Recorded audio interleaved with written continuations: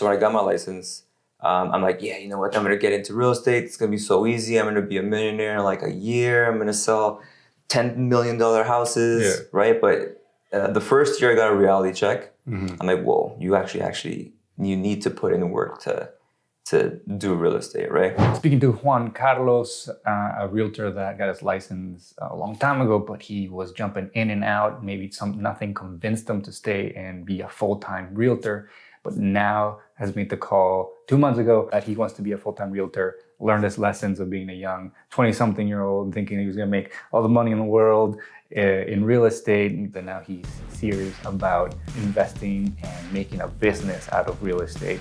In hindsight, going back into real estate now, I saw the things that I was doing, which really I wasn't doing anything, and I was expecting to be successful. But how do you expect to be successful if you're not really doing anything?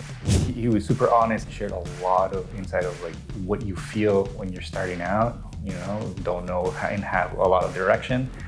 Fantastic episode.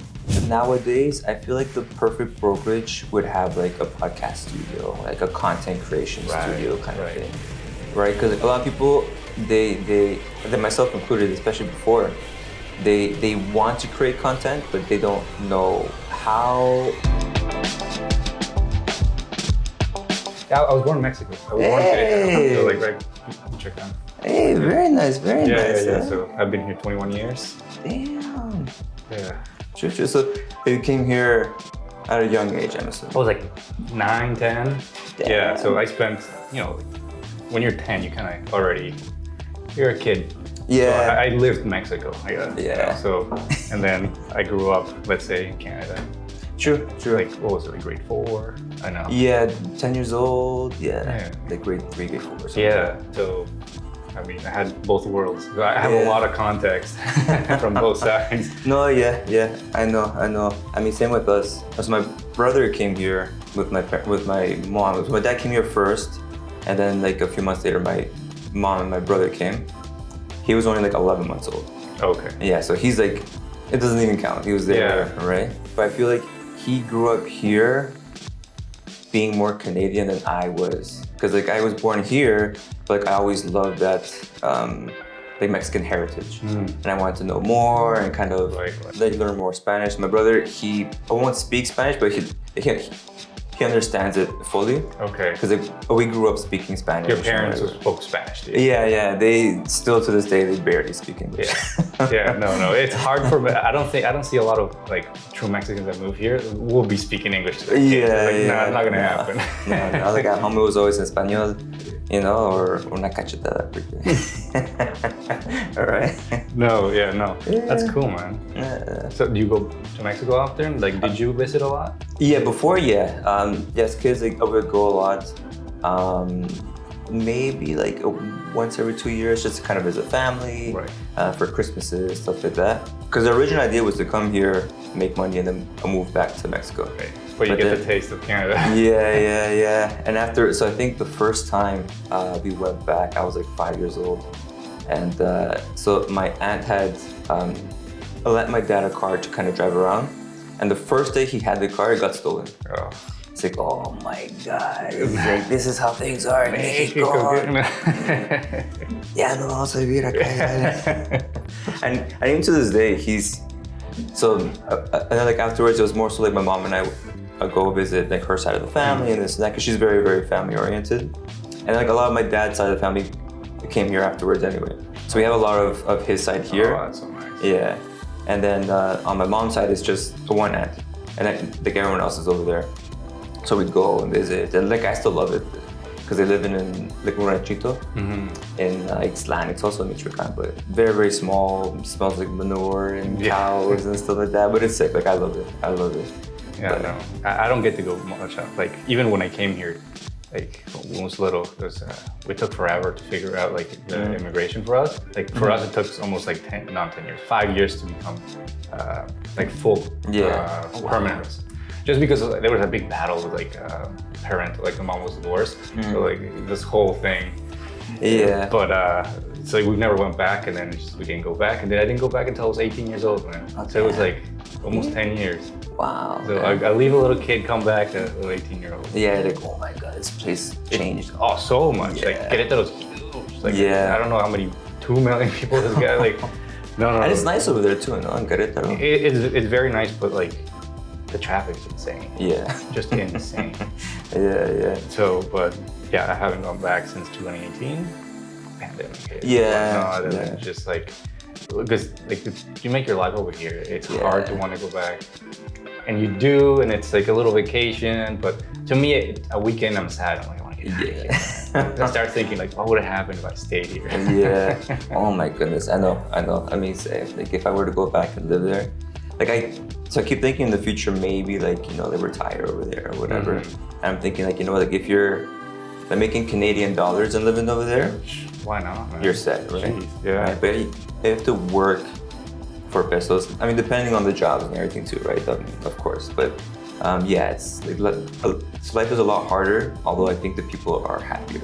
I think the culture is a lot more, well, now it's getting a little different. Yeah. But like it's just like family, church, community, like enjoying yourself.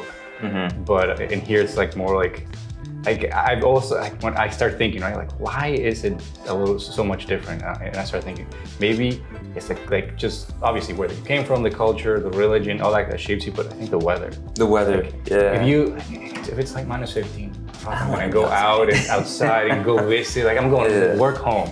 And in Mexico, it's like you done working like 3, you go. It's nice. They're like restaurants. So like let's go to the coffee. Let's go to like the bar. Or do something. Some tacos in the corner. Exactly. So it's like I think the weather shapes a lot. Of what you can do. Yeah, definitely, right? Like I remember so during Christmas and New Year's, like on my parents' street or an aunt's street, whatever it was. During Christmas, they shoot off fireworks, and everyone from like comes out. They're all together having beers or whatever, already drunk, and just throwing fireworks in the air. You'd hear some gunshots because people are also playing gunshots. I'm like, oh my God. That's a ranchito. Yeah. Oh man, but yeah, it's cool. No. I miss it and I don't at the same time.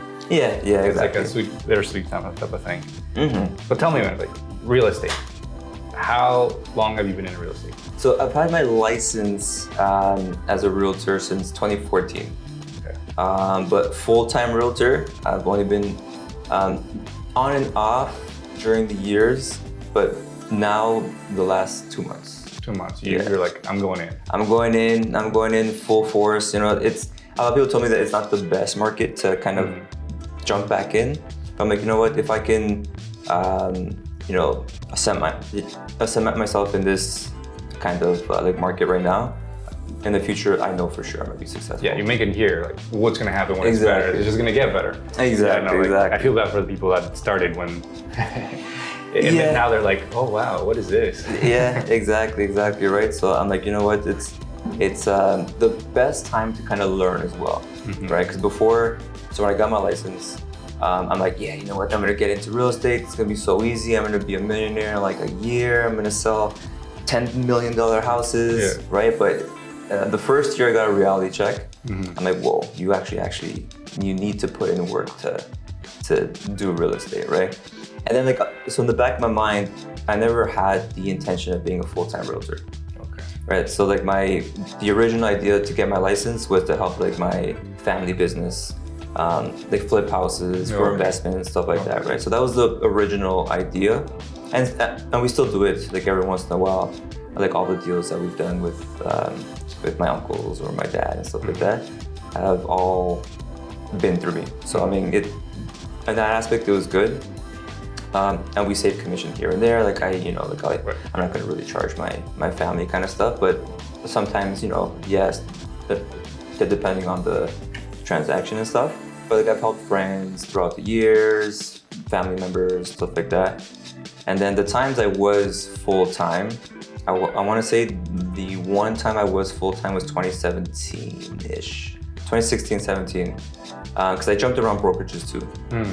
And so when I did get full-time, I'm like, oh my God, like, they said we're charging a lot of brokerage fees. Okay. And I'm like, oh my God, if you don't sell, you're going broke, right? And because at the time too, like I was actually very nervous to get into like full-time real estate too. And also just because being with people like outside of like a party situation, I was very nervous. So like I would try and do cold calling and I'd be like, don't answer. Like I don't want you to answer. And then like I would do like, yo, yeah, like I worked all day, but I was cold calling for like a half an hour. Right. Because I was so nervous. I'm like, oh my God, don't answer. I'd get a phone call, like somebody would pick up the phone and I would just blank. I'm like, oh my God, I'm sweating bullets in the wintertime. I'm like, oh my God. And then I hang up the phone. It was not good. It was not good, right?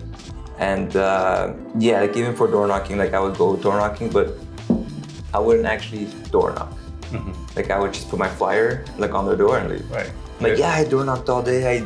I knocked 150 doors, but I didn't knock a single door. Yes. All right, so that was like, you know what, in hindsight, going back into real estate now, I saw the things that I was doing, which really I wasn't doing anything, and I was expecting to be successful, right? But like, how do you expect to be successful if you're not really doing anything? All right, and then I got into accounting. I was an accountant for 5-6 years, more or less. So while I was doing real estate a little bit, I was starting to become a CPA and this and that. I worked at a couple accounting firms. And then like as of recently, my last firm was a real estate investment firm. So like I was in the realm of real estate. I saw what, you know, how the markets were going and everything. And I thought, you know what? I don't enjoy being an accountant. I don't want to just stay behind, you know, like a desk all day kind of thing. It was very, very boring. And then like my back was hurting just sitting all day. Like I am a naturally more social person, but I just had like a lot of anxiety and I didn't know about the anxiety until like this year. Okay. You know what I mean? Because like as a Mexican, we don't really like speak about our feelings really. And especially in my household, we didn't speak about depression or anything like that, right? So, but like as of like the last year, so with my fiance, she actually got me more into mental health and kind of like realizing what like I'm going through kind of thing, right?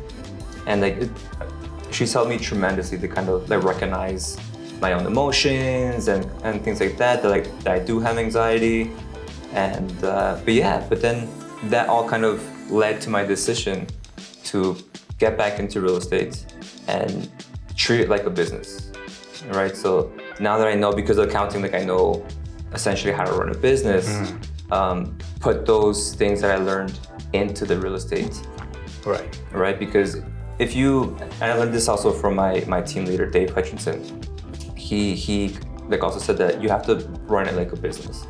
Because if you're just kind of being an employee of yourself, you're never going to be successful, right? You're just an employee. And you're in real estate because you don't want to be an employee for somebody else. Exactly. Right? So why would you be an employee for yourself, right? You have to be your own boss and just kind of hustle and do everything the proper way, right? So.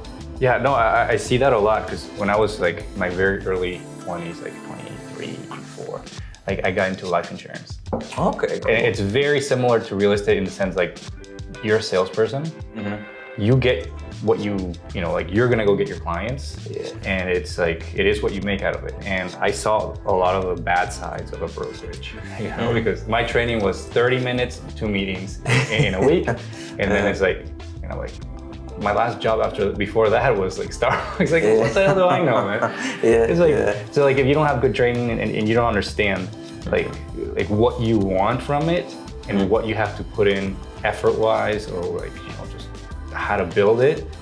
How are you gonna know? And like, I see a lot of real estate agents, a lot of like, you know, like insurance brokers and like things like that. They're like, you can be a salesperson, or you can build a business. Like, you need to know, like, are you gonna be a salesperson? Exactly. Or are you gonna build a business? Because if you're gonna build a business, okay, then let's learn about business. Let's learn about, you know, departments, marketing, you know, like structuring, you know, policies and procedures of like how to operate, like build a business. But if you're gonna be a salesperson, you know, be the kick-ass salesperson, just work under a team, you know? And like, I think direction, figuring out which way, and then finding the right people, because I was clueless, man. Like, I was just clueless. Like I did the same thing. Like I did door knocking, you know, like what else do I do? Like, I don't know. Like, I didn't know anything. I shouldn't have gotten there, but like it was amazing experience, and it taught me a lot and pushed me towards like, oh, I love business. Yeah. So. No, true. And also, like, I've seen that, so now especially, social media can help a lot.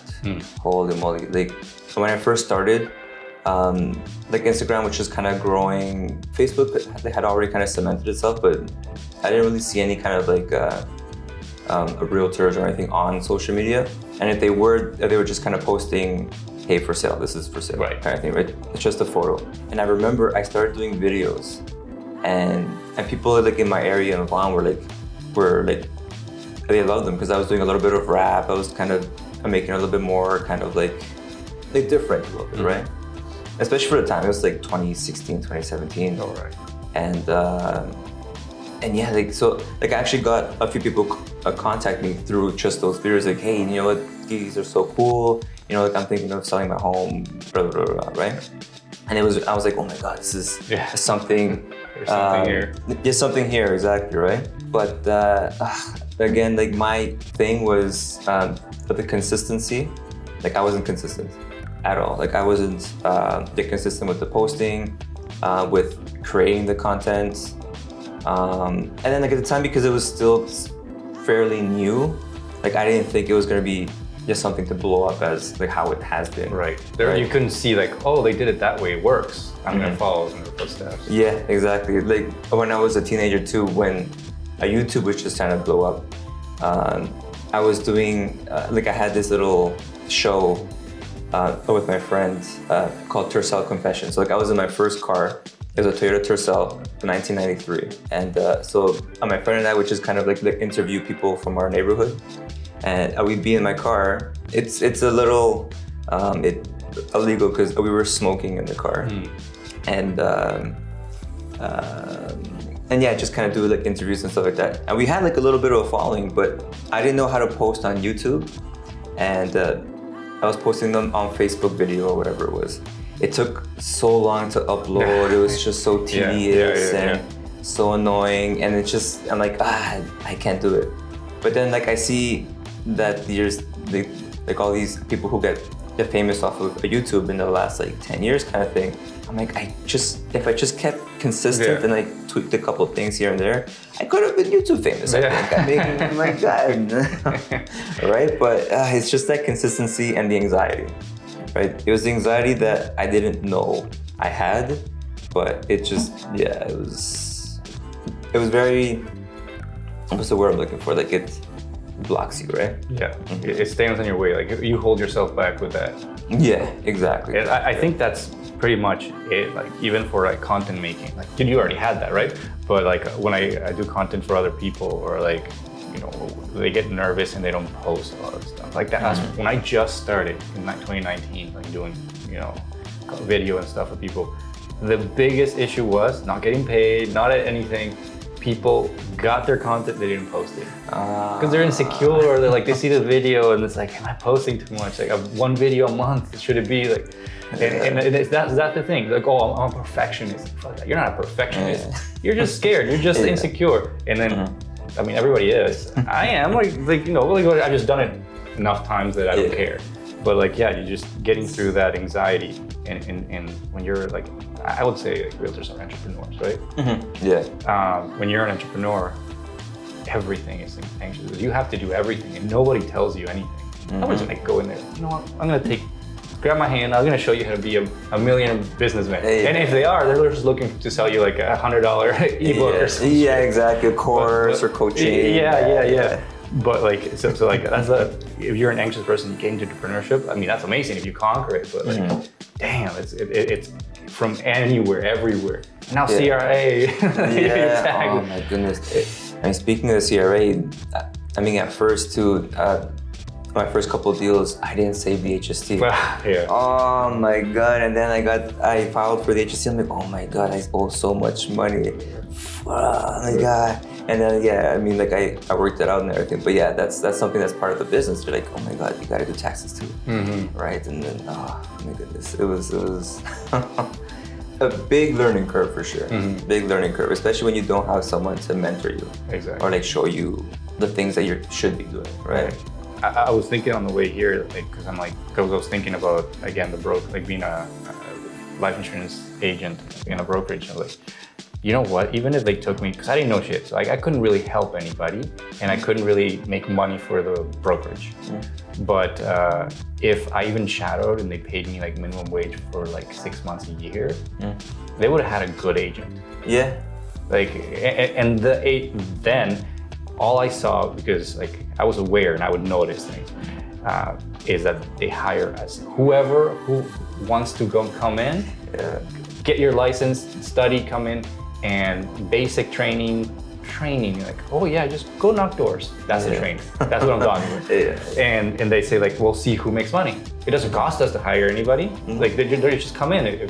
We'll charge them some fees to pay for something, but like it's not like we're paying them. If they make money, we'll make money. But like, you're wasting so much time. Yeah. Why not invest on like a few people, help them grow? And that's something I was thinking. And because anybody now can have their own team on the real estate, like, then you get like very different brokerages. So you hopped around brokerages. Why? Yeah.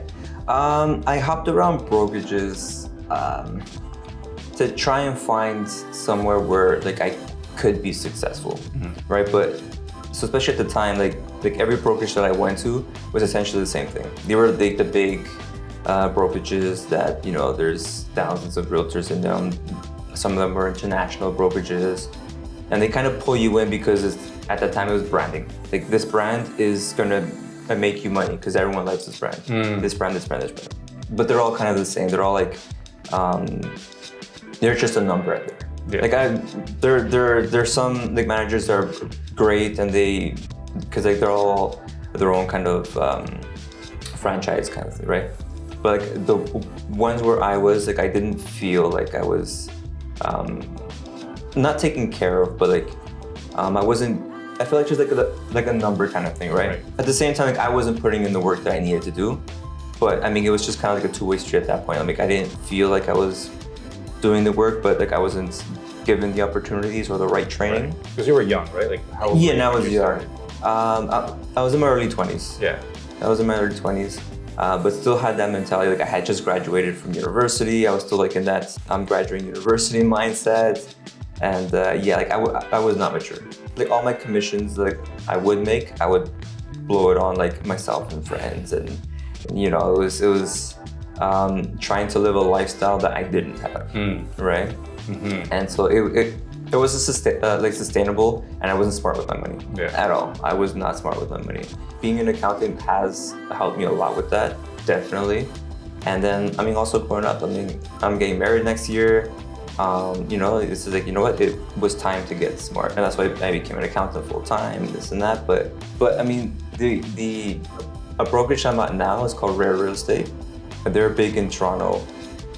They have a different sort of function, I guess, or they're different than like other the brokerages. They're more cloud-based. There's a few like out there that are kind of more cloud-based.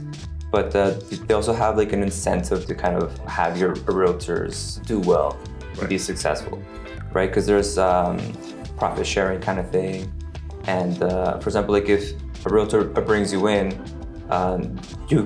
they get to share like on a capped percentage of your commissions kind of thing, right? And you can do the same thing with other realtors and this and that. So they want you to make money.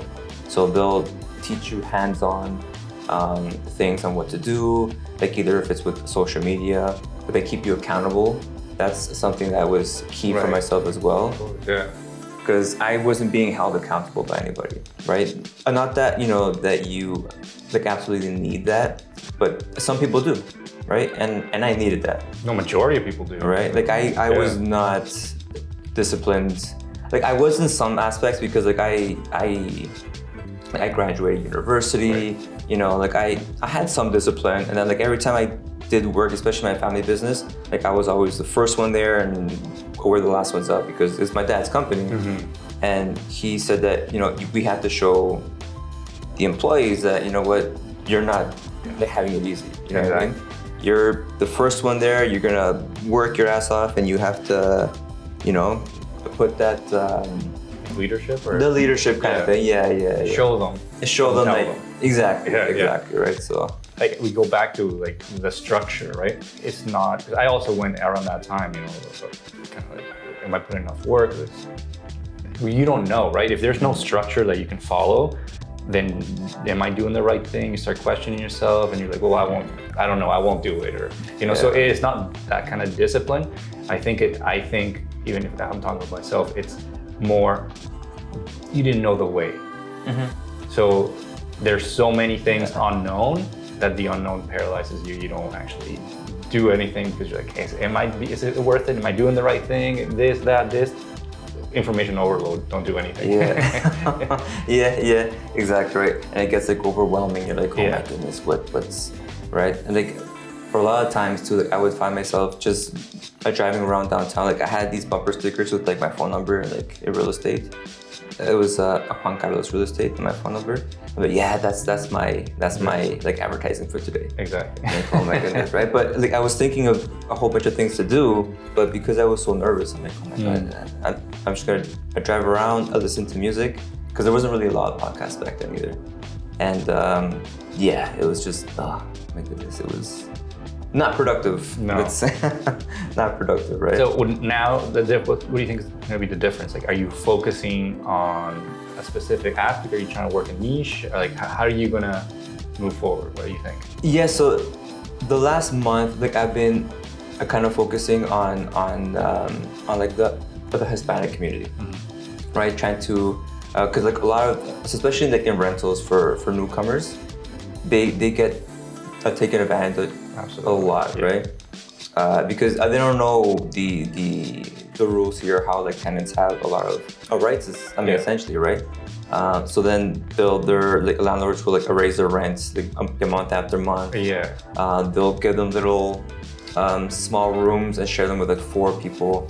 Like sometimes that's all they can afford, but they have to like also know that they have rights, right? Like if there's a leaky faucet, the landlord like, has to fix that kind of thing, right? That they can raise the rent. So like I've been kind of focusing on that kind of like a niche at the moment. Hispanic immigrants. Yeah, exactly, right? And just kind of like trying to teach them as well the whole process of actually renting a place here, right? And how the reality is right now for a lot of newcomers is that they have to put in a lot more in the top to find something to rent here, right? Because a lot of the landlords they want their rent. That's all they're worried about. So if you can offer 4, 5, 6 months up front, you'll likely get it. You got a chance. Yeah, exactly. Yeah, you have a chance as opposed to you and someone else who's a Canadian. They have a 750 plus credit score, employment letter, and everything, and they offer just first and last, which is because being a landlord, it's almost why do it in Canada? Like, yeah. So there's a lot of risk, right? There's a lot of risk. So like 6 months, why not? Yeah, like, exactly. At least I'm covered for those 6 months. Yeah, exactly. For right. 6 months. But I think that's very smart. I've seen a lot of realtors that don't niche, and in the beginning when you're starting out, you don't have a base, you don't have referrals. What keeps the big guys going? They want to. I'm going to sell houses. They don't go into rentals. Yeah. And I know it doesn't pay as much, but like you can get some instead of sitting at home pretending driving your nice car. Exactly. And that kills me because like you can see it right away. Because I'm not judging. It's like I went through that when I was young. You're young, you're a kid. Like you want to look like your baller and like whatnot. Like driving your BMW. Exactly. Fake it till you make it. Exactly. But I think that's like the wrong way to do it because it holds you back. Not because you look bad or anything. Let's just talk business. It holds you back to getting better faster, I think. Yeah. Because you're busy pretending when you could be doing rentals and doing 10 deals a month. Exactly. And then maybe one of those gets better, or like you get an opportunity to sell a house. And it's like that goes into, I guess, being more mature, knowing that how business works. That if you invest time into one small area, you're going to see results. So like focusing on something that is very needed. Like you said, like immigrants, Spanish speaking, and coming into rentals, I think couple of months and you see results for sure. Yeah, for sure. I mean, since becoming full-time, like I've closed 3 leases in November. The 2 more are closing on the 15th of November.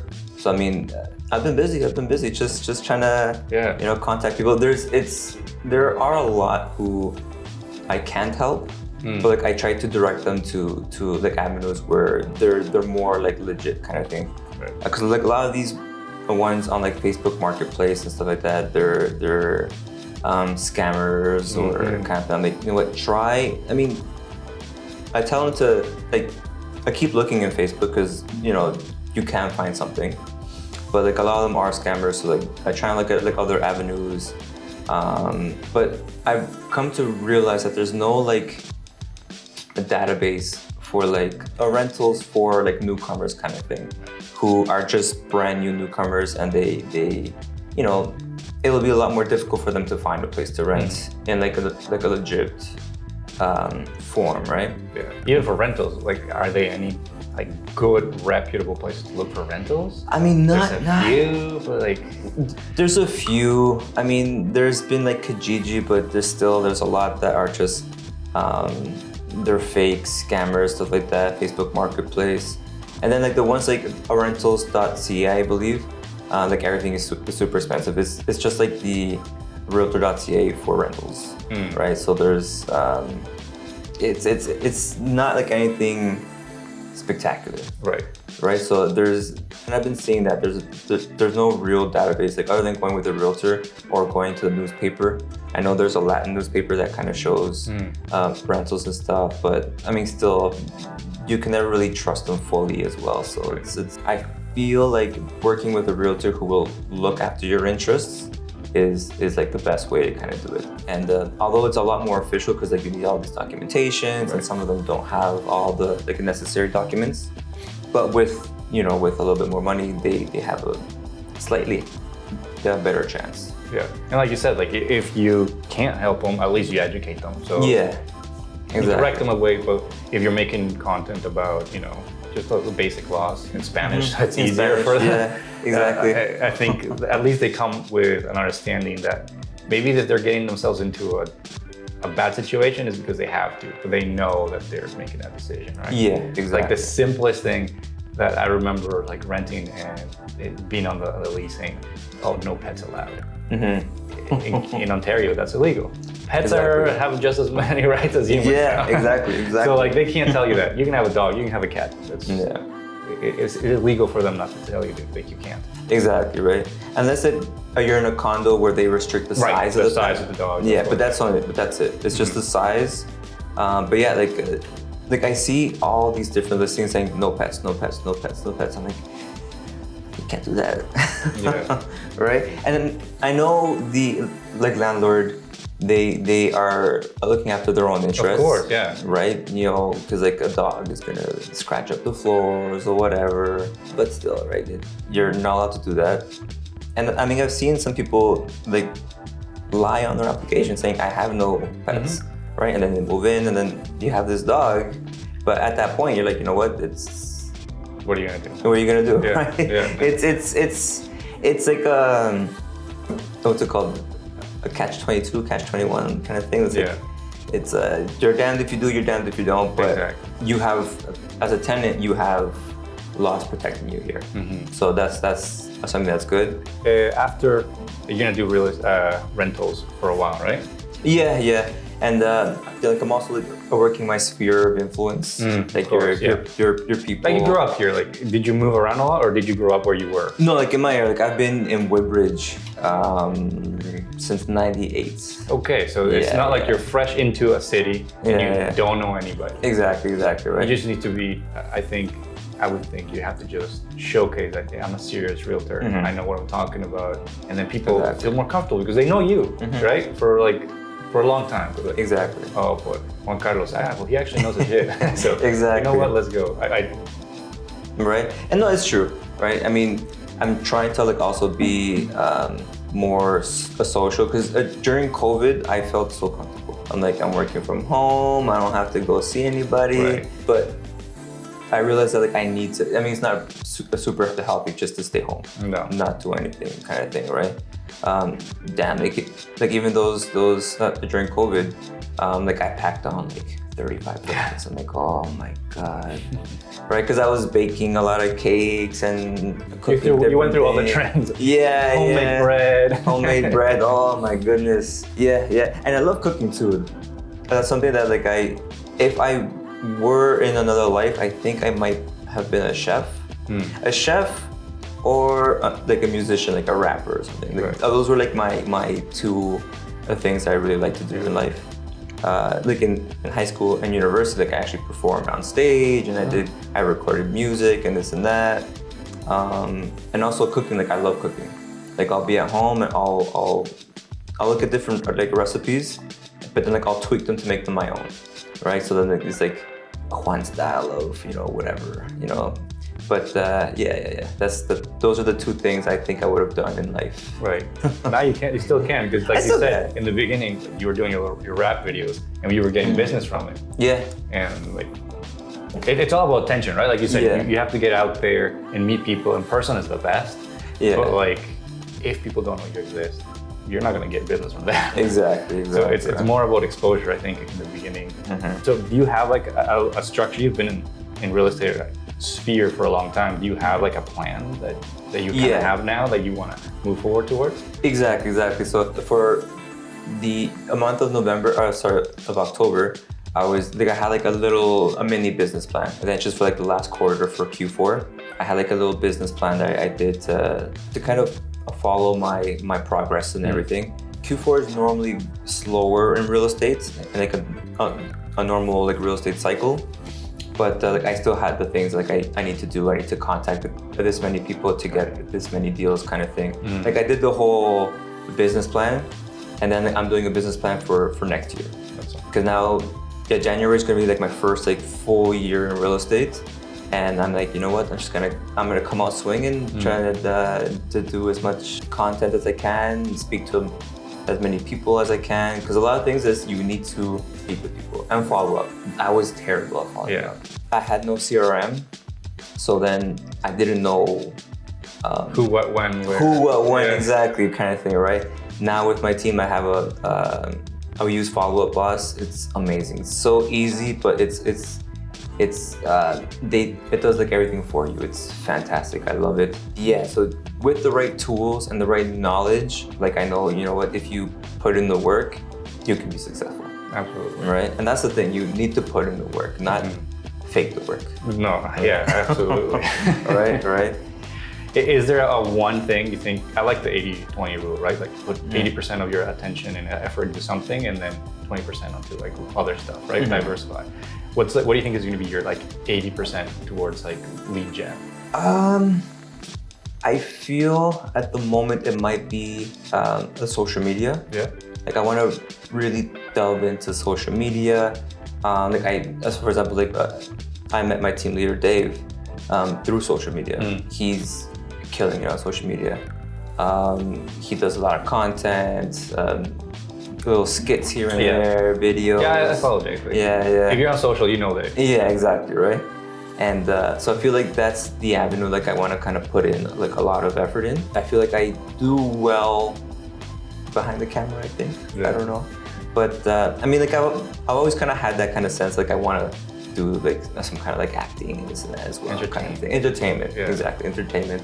So like I really enjoy it. That's something that I feel that like I can excel in and kind of make it work for my business. And then I think that's the you don't want to do too many things either. Yeah, because exactly. Then that dilutes your actual your effort into one thing. Yeah. But what do you think if you can kind of like build the perfect brokerage at this point? What do you think that like the perfect brokerage should provide to you? And because you maybe like when you were starting or now, whatever you think you have fresh.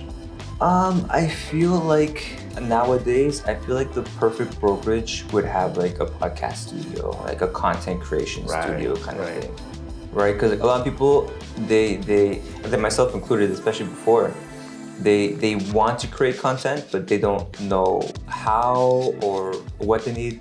But at the same time, you can also just do content on your phone. Yeah. Right? You can just do it on your phone. Like a majority of my videos is just on my phone, and I have a light now because I'm a little bit more high tech. But I don't know. I just have a light on my phone kind of thing, and I just got mics kind of thing to make it the audio a little bit better. But I mean, before it was just my phone, right? And you can do a lot with just your phone. Oh, absolutely. Right? But then, so when you want to get into more kind of skits, like you need a team as well, especially like if you want other people involved in the skit, if you want to go to different locations, stuff like that, then you need like a team. You need people to kind of help you with that, right?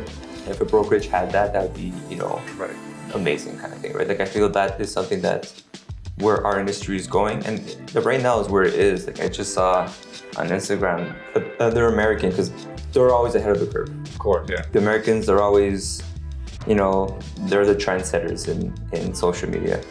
But so I saw these two realtors who, I guess in their past, they were trying to become rappers or whatever it was. But so they're having a rap beef on social media about themselves. Like, so it's a rap beef, but they're realtors and they talk about real estate, but they're also rapping against each other, like dissing each other about, oh, you didn't do these sales and it's whatever. But it's fun. It's entertainment. It's entertainment, it's entertaining, right? So you watch it. Yeah, exactly. And they've gotten so many followers through this and this and that. And I'm like, wow.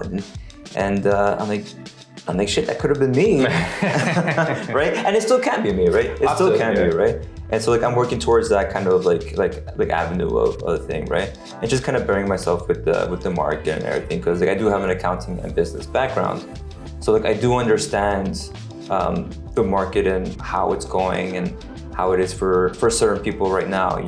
It's a pet peeve for me is like a realtor who says it's always a good time to buy. Oh, I hate that. Right? Because they're not understanding what their client situations are, kind of thing. Oh, don't worry, it's a good time to buy. If you keep it for 5 years, you'll make money, right? But right now, I can't buy. It's like, it's I don't know. It's frustrating because it was very easy for a realtor to get their license. Now it's getting a little bit more difficult because it's going through Humber and this and that. Oh, okay. I mean, it's still not like an intense license. It's not a university degree. It's not. Yeah, exactly. Right. You can literally go from high school and get your license. That's it. You just have to be 18, have maybe $4 or $5 grand to put into the course, and then you're a realtor. Yeah. Right. You're driving around with your bumper sticker. 100%. Exactly. How about like trainings or like resources, like obviously a podcast room or some sort of like for content, making it easier, because they're just empty offices. Like you can turn one of those, like that's where we're at right now. Right? Yeah. This is making it easier for people to actually make content, which is a fantastic way to get people to know you. It's like door knocking, but on the phone, right? Yeah, exactly. What do you think resources wise, like courses, people like, shadowing people, like what do you think would have helped you not go through, like, what'd you say, 6 years? Those 6 years of back and forth, and you would have been sold. Yeah, I mean, I feel like more so some proper coaching and mentoring. So I know some brokerages do offer that kind of thing. A lot of times it is for like an additional fee. Okay. Yeah, so like they'll be like, what, like I could be your coach, I'll keep you accountable and this and that, but they charge like $5,000 a month kind of thing. Okay. Like, oh my God. All right. And as a new realtor, especially in the beginning, you're like, I don't have $5,000. Like, what was I, doctor before this? Exactly. I was like, and then like if people who are coming out of high school, I don't have $5,000 a month kind of thing, right? So it's like, so I feel like something more so like that, like a mentorship program that's already kind of built into your fees. So I forgot what the other fees now, like now they all kind of like hover around the same. I think maybe the bigger guys, they still charge a little bit more. But still, like if it's included in those fees that it is that you can pay, and so I feel that is something that like is a resource that a lot of brokerages are missing. Like in my aspect, there is a lot of training, and but like I'm part of a team, right? So like I can just call up Dave, like, hey Dave, I need help with this offer right now. Like I'm not sure what I'm supposed to be putting in these clauses or whatever kind of thing. What's a holdover period? So like I know all that kind of basic stuff, but yeah, like I can call up like anyone on my team. They're all so resourceful kind of thing. We have a WhatsApp chat that we're all like, if we're not talking about business, we're just talking about our day kind of thing and everything. So like everyone is so they're approachable and they're there in like an instant kind of thing. You need them. Yeah, exactly. So if I do need them, we'll ask, right? Some people were asking for some help on some leases. Like I jumped on, I was helping some things. Yeah, it's just having that kind of network around you and like safety net too is huge. Is huge, right? And a lot of brokerages, the big ones, I feel that they don't, unless you're part of a team. Like I feel teams are something that like it's gonna take over the industry. Like it's already slowly, because again, like teams, you mean like just smaller teams in a local area, or like how do they usually work? How do they work? They're like there's like a team lead and he has or she has their agents kind of thing, right? But there are teams where like it's just like, you know what, I'll give you these leads, you do the work kind of thing, right? And it's like a 50-50 split, right? But there's like other teams where they're more like kind of like a family in the sense that, you know what, there's no like I'm not fighting over scraps with you kind of thing, right? Like I'm not expecting leads from you because we're all doing the same work, because our team lead is teaching us how to find these leads. Right. So like he's not just kind of like giving us leads that he doesn't want. He's teaching us how to find our own leads. It goes back to building an actual business. Yeah. No? Because if you, like, I have a business. I'm not just gonna hire people and then let them see if they do their work and see what, you know, like, because I'm investing already. Like, I already took the time of looking for you, seeing if you're the right candidate. Yes, it's different because I have some sort of accountability because I'm paying them payroll. Because I want them, okay, maybe they're not the perfect fit, but I can teach them. Yeah. And then I feel like maybe, how easy is it to join a brokerage or like a team? Very easy. Yeah. Very, very easy to join the majority of like brokerages. I mean, all brokerages will be like, you know what? Yeah. You're in. Yeah. So like, I think that there's got to be a little more accountability from the brokerages or the teams or whatever. Like if you're gonna take somebody in, you're kind of responsible. In a sense, like I'm super responsible for my editors, graphic designers, even my marketing manager. Like I'm responsible for them to succeed. Exactly. And yes, because it feels like I have to be, because if I'm paying them a salary, I don't want them screwing around. And I want them to be the best. And very few times I think about like, oh shoot, I'm investing so much in them, training them, giving them time that I'm paying for to learn what if they need. Security, right? Yeah. And I think because you can sign a real estate agent so fast and they can hop around so fast, I think that's probably maybe the mentality. Like, why am I going to invest and make Juan Carlos the best realtor? He's going to leave and make his own team. Yeah. But I'm sure, is it working that way? Because like, if you invest in somebody and if you're the best, you're providing the best thing for them, wouldn't they want to stay? Yeah, exactly, right? Sure, a few people will leave, but you have other people that are coming in. I don't know. That's my what do you think about that? No, I mean, like I agree. Like if there's a ways to keep your team members, or like even like in the business world, your employees happy and they want to stay, right?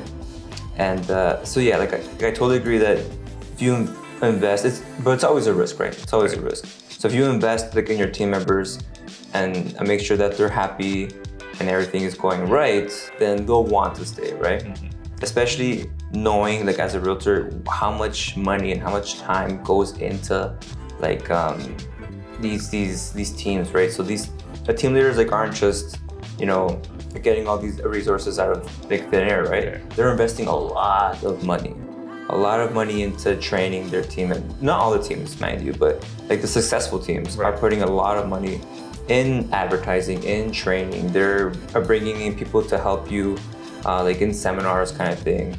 There's a lot of money that goes into it, and I think some realtors think that's very easy, and they'll be like, yeah, you know what, I'm gonna start my own team and go, and then they get a reality check, right? Like I've seen a lot of teams start and end very quickly, and but the people who realize the actual work that goes into actually starting a team and keeping a team and making it successful, it's they know, right? They understand. So, but yeah, like I feel that keeping your team happy is key.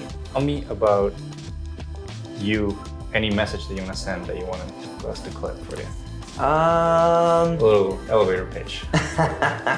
Elevator pitch. You know what? My elevator pitch. I don't know. On the spot, bro. I don't know. Juan Carlos, I'm gonna show you how to get, a rental. Come to me for this. You know what? So like a pitch or like a slogan or like Anything. like anything. If anybody's gonna watch this clip, what do you want them to know about you? I want them to know that, you know what, I'm not like any other realtor. I know a lot of realtors say that, right? But like I'm genuinely invested and interested in your well-being, right?